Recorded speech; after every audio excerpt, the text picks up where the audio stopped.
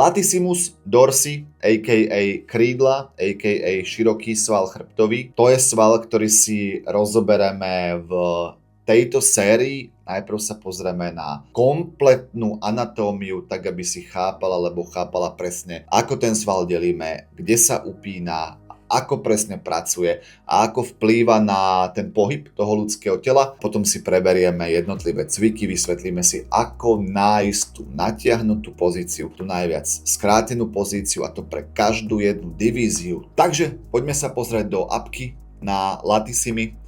Tieto svaly sa technicky delia na 4 časti. Je to horná časť, to sú tzv. Thoracic lats, je to stredná časť, to sú lumbar lats, a následne tieto najviac spodné vlákna môžeme nazvať ako iliac lats. Je tu ešte jedna divízia, ktorou by som sa nejakým spôsobom úplne netrápil, a to sú vlákna, ktoré sa upínajú na rebra, to sú tzv. Costal lats. Skutočne nemusíme si veci úplne prekomplikovať, a pokiaľ v tom tréningu budeme brať do úvahy tieto 3 divízie, tak to viac než len stačí. A čo sa týka začiatočníkov, bohato stačí si tie latissimy rozdeliť niekde na polovicu, na horizontálne latissimy a na vertikálne latissimy, teda tie vlákna, ktoré idú viac horizontálne a viac vertikálne. Horná časť latissymov, tzv. Thoracic lats, sa upínajú na chrbticu tuto v tejto časti, kde sú vlastne rebra. Následne lumbar lats, táto časť, ktorá tiež sa upína na chrbticu, ale je zaujímavé si všimnúť túto veľmi dlhú thoracic lumbar fascia. A potom tu máme tie iliac lats, ktoré sa upínajú na panvu. Každý človek má tieto šlachy, túto fascia inak dlhú, a ono to môže ovplyvňovať potom vzhľad toho svalu, lebo toto je časť, ktorú my nemôžeme žiadnym spôsobom hypertrofovať. Preto niekto má tie latissimy ako keby opticky upnuté trošku vyššie a niekto ich má prakticky až takto dole, čo samozrejme vytvára potom na tom chrbte taký ten objemnejší dojem. Skrátka platí, že tú genetiku si nevyberáme, vzhľad toho svalov, tie svalové brúška, to upnutie toho svalu už jednoducho nikdy nezmeníme, preto niektorí ľudia v tých fyzik športoch skrátka budú mať porovnaní s inými ľuďmi vždycky navrch. Aj keď každá z divízií má iný bod pôvodu tuto na tele, tak ten bod upnutia na ramennej kosti majú vlastne spoločný, akurát tam je rozdiel v tom, že tieto spodné vlákna sa upínajú vyššie a tie horné vlákna sa na ramennej kosti upínajú nižšie. Ono je to kvôli mechanickým a pákovým pomerom. Tiež musíme spomenúť, že táto spodná časť latissymov má tú schopnosť fungovať aj v tejto sagittálnej rovine, aj v tejto frontálnej rovine, ale detaily toho, v ktorých rovinách ako tie svaly fungujú a do akej miery môžu ovplyvňovať a sa zapájať do tých cvikov, si vysvetlíme o chvíľu. No a spomeňme si aj iné svaly, ktoré potrebujeme ovládať a ktoré si potrebujeme vedieť vizualizovať práve preto, aby sme tomu celému rozumeli. Jedným z týchto svalov sú vlastne trapézy, tie máme tu.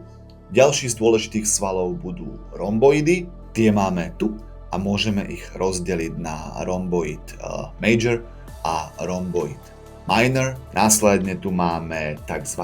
Teres major, teres minor, tie vidíme zase tu. No a pre manažovanie toho pohybu ramennej kosti, alebo teda vplyv na pohyb ramennej kosti, majú aj prsné svaly, pectoralis major.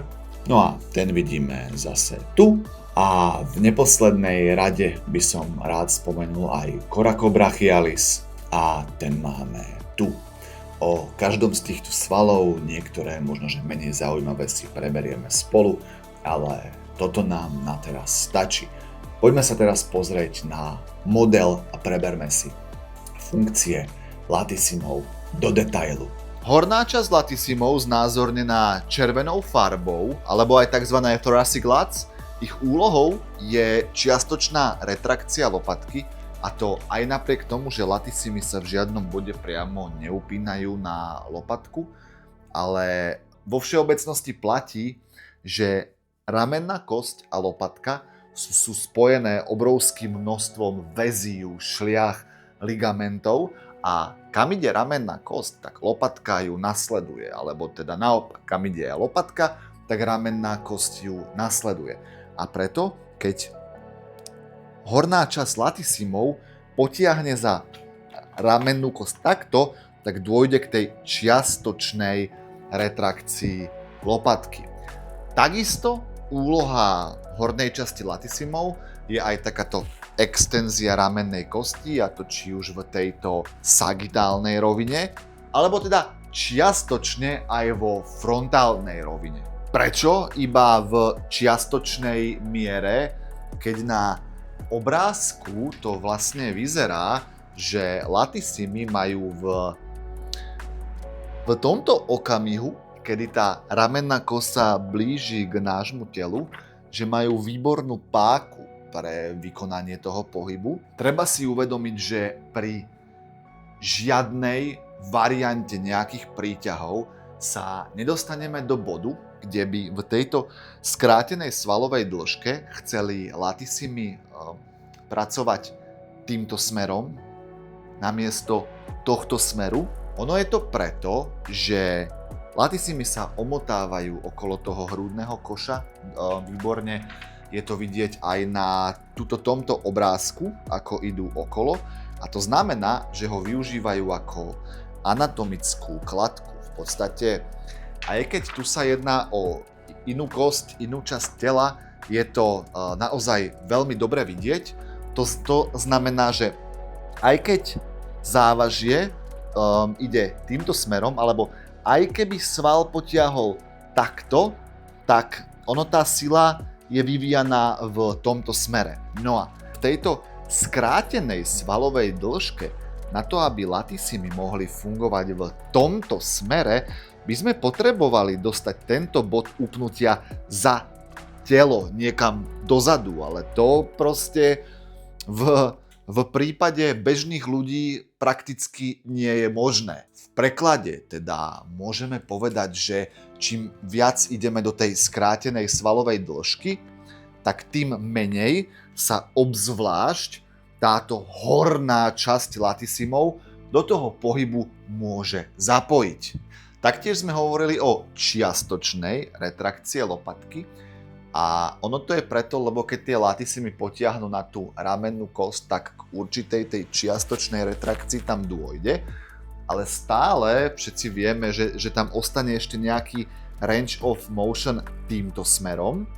Aj keď si to vyskúšaš, tak jo, tá lopatka ide, ale stále by sme teoreticky dokázali tie lopatky stlačiť viac, ale to už vykonávajú iné svaly a nie latissimy. Určite sa nájdú ľudia, ktorí by oponovali v tejto téme toho zapojenia tých latissymov v tejto rovine a oni majú z časti pravdu, ako sme si povedali, táto horná časť latissymov, ako sa tá ruka približuje, doslova stratia tú schopnosť vykonávať tento pohyb, a to práve kvôli tomu hrudnému košu, ktorý funguje ako anatomická kladka, ale spodná časť latissymov si určitú páku pre vykonanie tohto pohybu v tejto rovine zanecháva. Treba si však uvedomiť, že v našom tele máme iné svaly, ktoré budú pri vykonávaní tohto pohybu v skrátenej svalovej dĺžke viac vo výhode, a to telo funguje tak, že primárne vždy použije viac tie svaly, ktoré sú ako keby je logickejšie ich použiť. V tomto prípade tu máme svaly ako napríklad teres major a teres minor, ktoré budú mať lepšiu páku. Spodná časť latissymov bude mať v tomto prípade lepšiu páku pre vykonávanie pohybu sternoklavikulárneho komplexu takýmto spôsobom hore a dole, a preto aj keď pripojíme EMG, tak môžeme namerať veľkú mieru aktivácie A ono je to preto, lebo keď nás tá váha ťahá hore, tak vlastne tie latissimy musia tej váhe vzdorovať a manažovať tú polohu tohto komplexu. Nakoniec, ako sťahujeme kladku, tak ten sternoklavikulárny klb nám klesne dole a to je presne to, čomu musia tie latissimy brániť, inak by nám ich tá kladka vlastne vytiahla naspäť hore. Preto tam je tá vysoká miera aktivácie a v tejto časti toho pohybu sa tie spodné latissimy naozaj zapoja vo výraznej miere. Budú teda pri tom sťahovaní, pri tom klasickom sťahovaní kladky tie latissimy pracovať? Ako sme si povedali, áno, ale pokiaľ by som si mal vyslovene, že vybrať cvik, ktorým budem primárne stimulovať latissimy, lebo chcem primárne stimulovať latissimy, tak si vyberiem príťahy v tejto rovine, kde sú tie latissimy vo výhode a to naše telo použije primárne ich. Nie. Tak. Každopádne pri začiatočníkoch je toto niečo, čo naozaj nemusíme riešiť a myslím si, že oni budú benefitovať z akéhokoľvek sťahovania kladky. Možno by som akurát rotoval rôzne varianty v rámci mezocyklov, aby sme zabezpečili rovnomerný rozvoj svalov toho chrbta. Je nutné si uvedomiť, že schopnosť latissymov nie je vplývať len na ramennú kosť, ale oni ovplyvňujú pohyb celého tohto glenohumerálneho klbu, ba dokonca majú obrovskú páku pre pohyb celého tohto sternoklavikulárneho komplexu. Majú nám totižto oveľa väčšiu páku. Keď si vezmeme, tak v tomto okamihu tie latissimy sú prakticky v jednej línii s ramennou kosťou a to znamená, že na ňu, na ten glenohumerálny klb, majú pomerne malú páku. Ono celkom dobre je to vidieť aj aj tuto na obrázku, ale keď si vezmeme tú páku na sternoklavikulárny klb, tak tá je až takto veľká, kdežto tu je prakticky nič. To znamená, že tieto horné latissimy majú schopnosť byť v podstate oveľa viac zodpovedné za tento pohyb, než za tú samotnú extenziu toho tej ramennej kosti. A spodná časť latissymov, tzv. iliac lats, tak majú oveľa väčšiu zodpovednosť za manažovanie práve tohto pohybu. Viac možno než za ten pohyb tej ramennej kosti. Uvedom si totiž, že v ľudskom tele je veľké množstvo svalov, ktoré dokážu vykonávať tú extenziu ramena, ale málo svalov, ktoré dokážu priamo ovplyvňovať tú depresiu a retrakciu lopatky. Romboidy,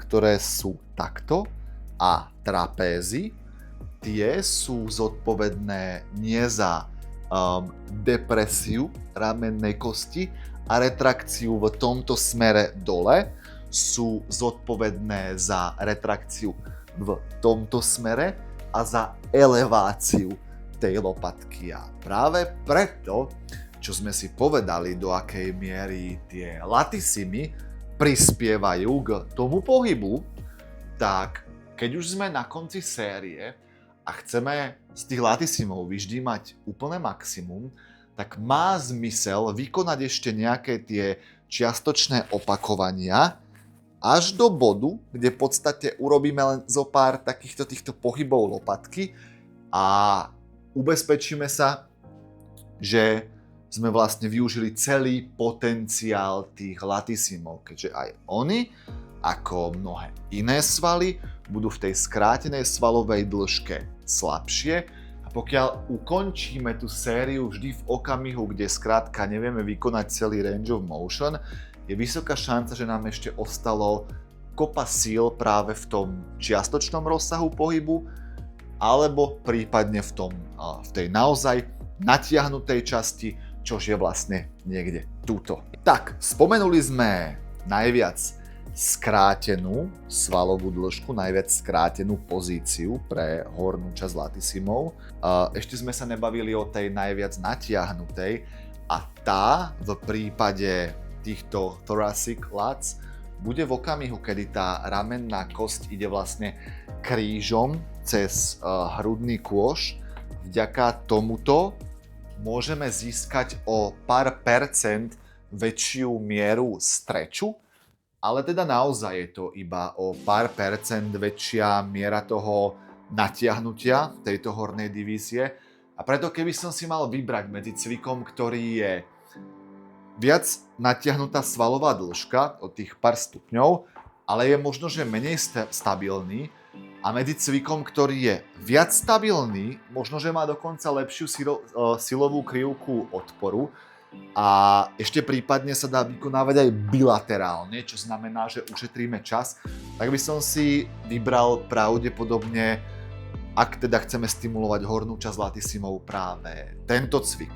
Poďme sa teraz pozrieť na strednú časť latisimov, takzvané lumbar lats, ktoré máme znázornené touto nebičkovo-modrou farbou. Pohyb ramennej kosti sa prakticky nelíši, akurát je rozdiel poloha ramennej kosti v natiahnutej svalovej dĺžke. Keď chceme stimulovať túto hornú časť latisimov, to odkiaľ priťahujeme kladku, nastavíme tak, aby ramenná kosť bola v jednej línii s touto časťou, a keď chceme stimulovať túto strednú časť, tak ramennú kosť dáme trošku vyššie, aby tie svalové vlákna boli v jednej línii. To, čo sa líši oveľa výraznejšie, je práve pohyb lopatky, keďže horná časť je zodpovedná za tú čiastočnú retrakciu tej lopatky a spodná časť je zodpovedná za tú tzv. Depresiu. Pre strednú časť latisimov to bude taký hybrid, niečo medzi tým, kde tá lopatka sa pohybuje vlastne asi takto a v kombinácii s pohybom ramennej kosti ten príťah bude vyzerať zhruba nejako takto. A takisto svalovú dĺžku tejto časti latisimov ovplyvňuje rotácia trupu, čo je teda rozdiel v porovnaní s hornou časťou, keďže táto časť chrbtice rotáciou nie je nejakým spôsobom ovplyvnená. Táto časť chrbtice je tuto pevne spojená s rebrami, tuto nám nejako tá chrbtica rotovať nejde, kdežto tu, ako náhle sa tieto dva body od seba vzdialia, tak aj tieto svaly, táto časť latisimov sa nám viacej natiahne, a to znamená, že pre túto a túto divíziu majú bilaterálne cviky tú svoju nezameniteľnú výhodu v tom, že keď vyrotujeme trup, tak vlastne tie svaly sa viacej natiahnu. Keďže podľa mojich vedomostí do dnešného dňa nemáme cvik ani stroj, kde by sme bilaterálne priťahovali takýmto spôsobom vyrotovaný. Ako nájsť tú úplne že najviac natiahnutú svalovú dĺžku pre jednu alebo druhú divíziu latisimov, si potom povieme v sekcii cvikov. Tak a teraz sa poďme pozrieť na spodnú časť latisimov, tzv. iliac lats, ktoré sú, ako sme si povedali, zodpovedné za tú depresiu tej lopatky. Takisto treba poznamenať, že sa neupínajú na chrbticu, ale na panvu. A možno práve kvôli tomu si veľa ľudí mylne myslí, že dokážu pritiahnuť vlastne ten trup k panve a majú tendencie pri sťahovaní kladky robiť takéto, že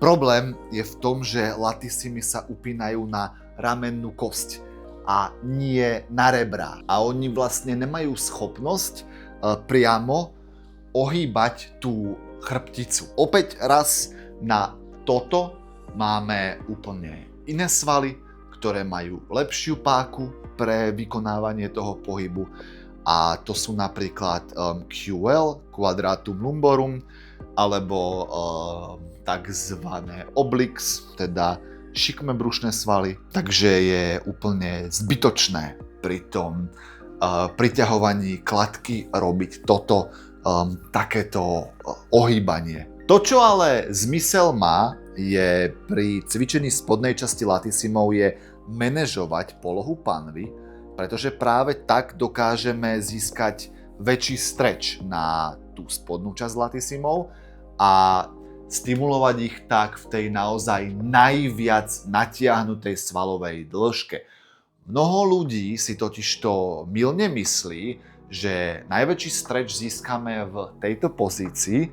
Pravda je taká, že im ale chýba jeden ten dielik skladačky, keďže sa upínajú na panvu a na ramennú kosť, tak viac sa natiahnu, pokiaľ tieto dva body dostaneme vlastne ďalej od seba.